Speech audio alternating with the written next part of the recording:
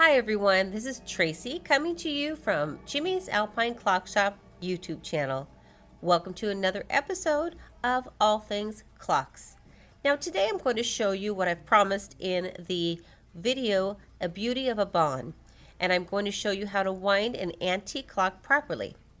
So what I've done is on the bezel here, I've already hinged it open a little bit because I only have one hand to work with, so I'm going to open it up. And you can see inside. Now don't be afraid of the clock because you will be handling it. Now this is an 8-day clock, which means you wind it once a week. And I showed you before there are two hands. The small one here is the hour hand. So you want to make sure that whenever you're handling a clock, you never move the hour hand. The hour hand and the movement inside of it always know what time it is. So once you take the hour hand and move it, it gets out of sync with the mechanism and your striking of the hour will be off and you will have to correct it. And it's also not good for the clock either, because what happens is it starts wearing things down that should not be worn down if you move the hour hand. Now the minute hand is the one that you'll be handling when you do set the time. Now you'll only want to do it twice a year, or if your clock is new to you and you need to set it up, you'll want to move the minute hand. Now the reason why you move the minute hand is because the hour hand will follow. Now again, you can see I have gloves on. So whenever you handle a clock that's antique, you want to make sure that you don't touch it with your hands. Now the key that I'm using looks like this. This is called a double-ended key. And the reason why, if you can look right through the little hole of the key, there's a small hole at the top of the clock. That is to do the final adjustment. That one is for this side of the key. Okay, this side of the key is 3. Now the other side of the key is a 6, and that is to wind the strike and wind the time. So what I'm going to do first is I'm going to wind the time. So it's this side of the clock. And whenever you're winding a clock, if you've ever heard the saying that you can overwind a clock, and you have to be careful of that, that is not good information. That is not true. If a clock is not winding properly, that means there's something wrong with the clock. So when you put the key in, just make sure you don't hit the dial or any part of the clock that might scratch it or damage it. Now, when you wind a clock, wind it whichever way it moves. So this one is not going clockwise, it's going counterclockwise. So I'm going to be turning it. Now just give it a natural turn. So it's 1, 2, 3, 4, 5, 6, 7, 8, 9, 10, 11, 12, 13, 14, 15, 16, 17, 18, 19, 20, 21, 22. 22 is about all I need on the time side of the clock. Now on the other side, see which way this one turns. So it's going to turn clockwise. So this is for the striking.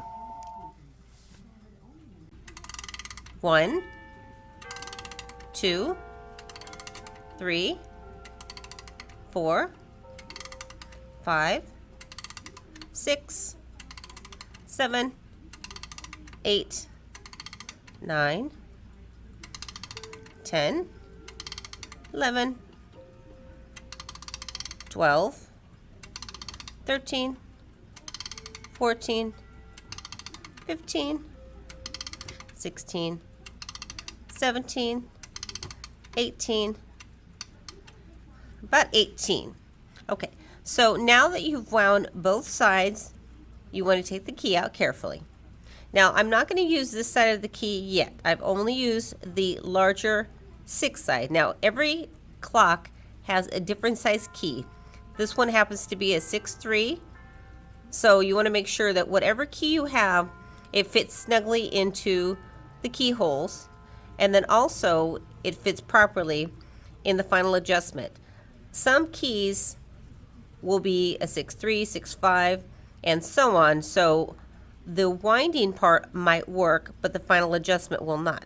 Okay, so now that we've wound up the clock, you can see that it's already past 10 o'clock. So let's see let's say it's 10:30. So we want to move the minute hand only.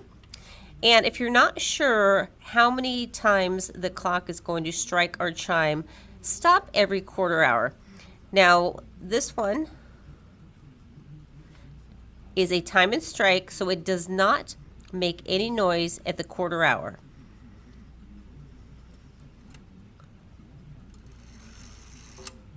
So now you see that I stopped at half past. It does make a sound. So it does strike one time at half past. So let's say it's 10:32. Okay, so I've just set the clock to 10:32.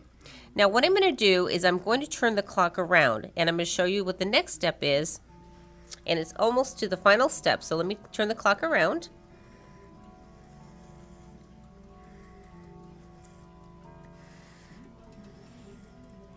And what I'm going to show you is how you get the clock started, because what you want to make sure is that the clock is in beat. And basically what you're doing is this is the heartbeat of the clock. You're starting it up, so it's going to be running just like we run with our heartbeat. So if you see inside of the clock, there's something moving around in there. That's the pendulum. So what you want to do is, it's a misconception that you have to give the pendulum a big hard swing. What you want to do is just pull it to one side and let it go. Okay, so pull it to one side, let it go. Okay, now I want to show you a little trick if your clock is sitting on the mantle. So I'm going to stop the pendulum. So let's say that your clock is on the mantle and that you cannot get to the pendulum because it's backed up to a wall. So what you want to do is just take one side of the clock, lift it up, and that gets the pendulum started. Okay, so now you've got the heartbeat of the clock going. So I'll put the back on, turn it back around.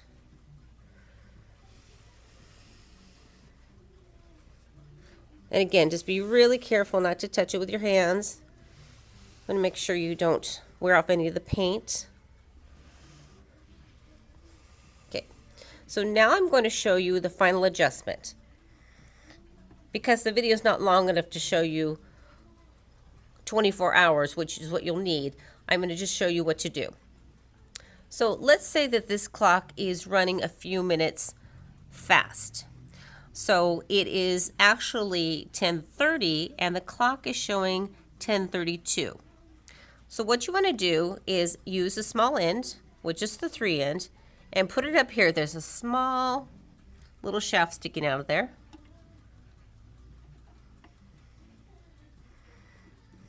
Okay, so you can see that the key is just hanging there. So it's obviously hanging on the final adjustment. Now, if you can see underneath of it, there is a fast and a slow. It says S and F. It might be a little hard from this angle. So if it is running fast and we want to slow it down, you want to turn the knob to the left. So I usually give it one full turn for every 24 hours.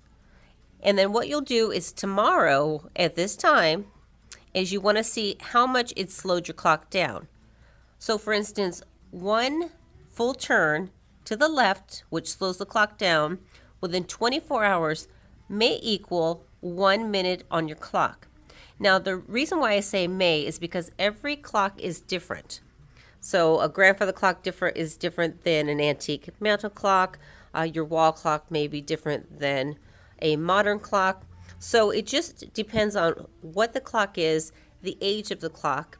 And once you figure out what it is, you'll have the sweet spot. So next time it runs fast or slow, you'll know exactly how many turns your clock will need. So let's say we ran this for 24 hours and we figured that one full turn to the left or the right equals 1 minute. So now I just want to show you when you turn the minute hand up all the way.